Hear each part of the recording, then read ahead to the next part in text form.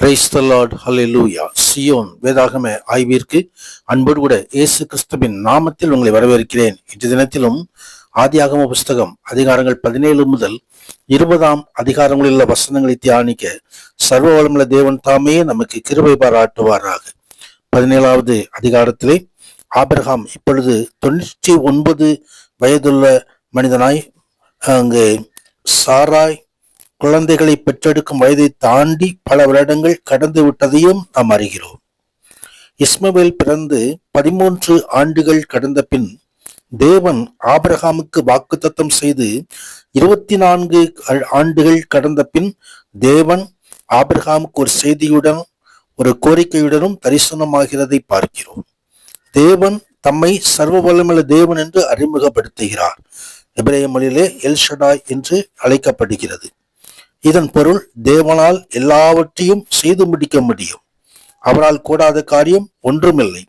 அவர் சர்வ வல்லமை உள்ளவராயிருக்கிறபடியினால் அவர் தம்முடைய வாக்குத்தத்தங்களை எந்த உலக சக்திகளாலும்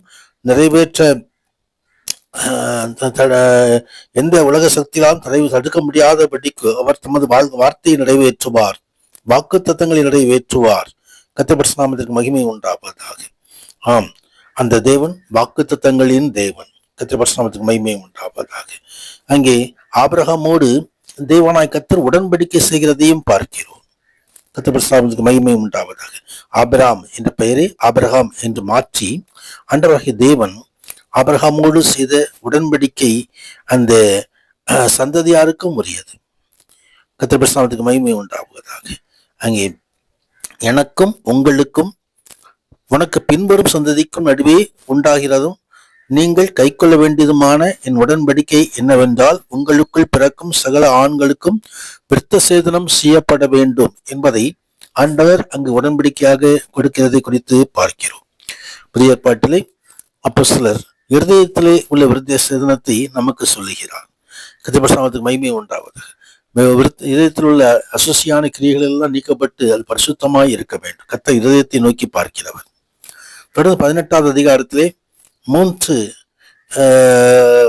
விருந்தினர் ஆபிரகாமை சந்திக்கிறதை குறித்து பார்க்கிறோம். வேதத்திலே அந்நியரை உபசரிக்க மறவாதிருங்கள் என்று எழுதப்பட்டிருக்கிறது. அதனால் நாம் கர்த்தரையும் நாம் உபசரிக்க முடியும். இங்கே காணப்பட்டதான இந்த 3 அந்நியர்கள், 3 வழிப்போக்கர்கள் அங்கே கர்த்தர் நின்று கொண்டிருக்கிறதை ஆபிரகாம் கண்டார். கர்த்தருடைய பரிசுத்த நாமத்திற்கு மகிமை உண்டாவதாக. அந்த 3 புருஷர்களையும் தன் வீட்டுக்கு வரவழைத்து 3வது வசனத்திலே, ஆண்டவரே, உம்முடைய கண்களில் எனக்கு கிருபை கிடைத்ததானால் நீர் உமது அடியேனை விட்டு கடந்து போக வேண்டாம் என்று விண்ணப்பிக்கிறதை குறித்து பார்க்கிறோம். கர்த்தருடைய பரிசுத்த நாமத்திற்கு மகிமை உண்டாவதாக. தொடர்ந்து அங்கே ஆபிரகாம் கொடுத்த அந்த விருந்து உபசாரனை ஏற்றுக்கொண்ட ஆண்டவர் அங்கே வாக்கு தத்தத்தை அங்கே ஆபிரகாமுக்கு மெய்ப்பிக்கிறார். ஒரு உற்பவ கால திட்டத்தில் நிச்சயமாக உன்னிடத்தில் திரும்ப வருவேன். அப்பொழுது உன் மனைவியாக சாராளுக்கு ஒரு குமாரன் இருப்பாள் என்றார். மகிமை உண்டாவதாக. அங்கே சாராள் கேட்டு நகைத்த பொழுதும் ஆண்டவருடைய வாக்குத்தத்தங்கள் நிறைவேறுவதாய் இருந்தது. தொடர்ந்து சோதோமை குறித்து ஆண்டவர் வெளிப்படுத்தின பொழுது சோதோமுக்காக திறப்பின் வாசலில் நின்று ஜெபிக்கிறதை குறித்து பார்க்கிறோம். லோத்து அவனது உறவினர்கள் ஆகியோர் மீதுள்ள அக்கறையில் ஆபிரகாம் தேவன் அந்த நகரங்களை அழிக்கக்கூடாது என்று வேண்டிக் கொண்டதையும் நாம் பார்க்கிறோம்.